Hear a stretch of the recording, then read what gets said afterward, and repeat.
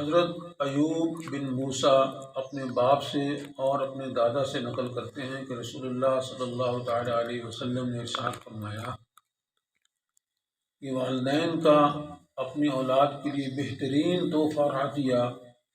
اچھے آداب اور اچھے اخلاق سکھانا ہے، اس سے بہتر کوئی نہیں ہے۔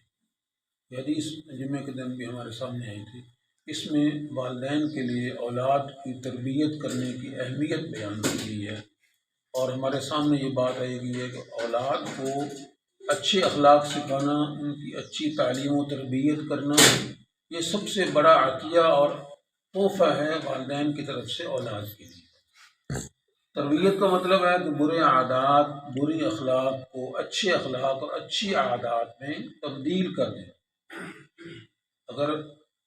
اولاد جو ہے وہ برے اخلاق کی طرف جا رہی ہے تو ان کو اچھے اخلاق کی طرف لانا، بری عادات سیکھ رہی ہے تو ان کو اچھی عادات کی طرف لانا،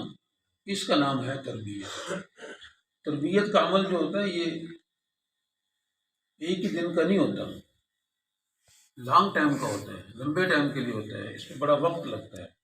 اور زندگی کے ساتھ ساتھ چلتا ہے۔ والدین کی نظر ہر وقت اولاد کے اوپر ہونی چاہیے، بچے جوان بھی ہو جائیں، اپنے اپنے کام پہ بھی لگ جائیں، پھر بھی والدین کی نگرانی اور ان کے معاملات کو دیکھتے رہنا، یہ تربیت کے اندر شامل ہے۔ تربیت دو طرح سے ہے، اس کی دو قسمیں ہیں، ایک ہے ظاہری تربیت اور ایک ہے باطنی تربیت۔ ظاہری تربیت سے مراد ہے کہ ان کا اٹھنا بیٹھنا کیسا ہے، ان کا لباس کیسا ہے، ان کی وضاحت کیسی ہے، ان کی گفتگو کیسی ہے، ان کا کن لوگوں کے ساتھ اٹھنا بیٹھنا ہے، ان کے دوست احباب کیسے ہیں، ان کی تعلیم کے معاملات کو دیکھنا اور تعلیم کے معاملات کے ساتھ جتنی چیزیں متعلق ہیں ان کو نظر میں رکھنا، اساتذہ کے ساتھ رابطے میں رہنا، اپنے بچے کا فیڈ بیک لیتے رہنا کہ یہ کیسا چل رہا ہے، یہ سارے معاملات اس کی ظاہری تربیت سے تعلق رکھتے ہیں۔ اور باطنی تربیت، باطنی تربیت کا مطلب ہے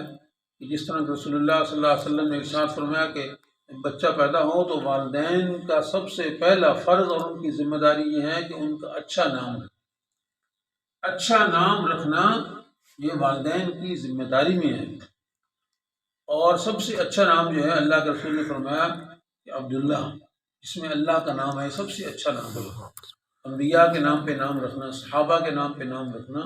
یہ اچھے سے نام ہے۔ تو یہ باطنی تربیت ہے، اس میں سے پہلا عمل یہ ہے کہ اولاد کو اچھا نام دینا، ان کا اچھا نام رکھنا، پھر انہیں زندگی گزارنے کے لیے اچھے اخلاق سکھانا، بڑوں کے ساتھ کیسے بولنا ہے، اساتذہ کے ساتھ کیسے بات کرنی ہے، رشتہ داروں میں کس کے کیا حقوق ہیں، ان کا کس طرح خیال رکھنا ہے، نماز کے حوالے سے، دینی تعلیم کے حوالے سے، جائز ناجائز کے معاملات ان کو سکھانے، پاکی ناپاکی کے مسائل سے ان کو کسی طریقے سے آگاہ کرنا، واقفی دلانا ان کو،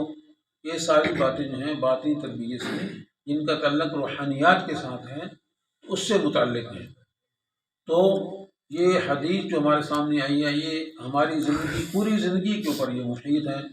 حضرت عبداللہ بن عمر رضی اللہ تعالیٰ عنہ مشہور صحابی میں فرماتے ہیں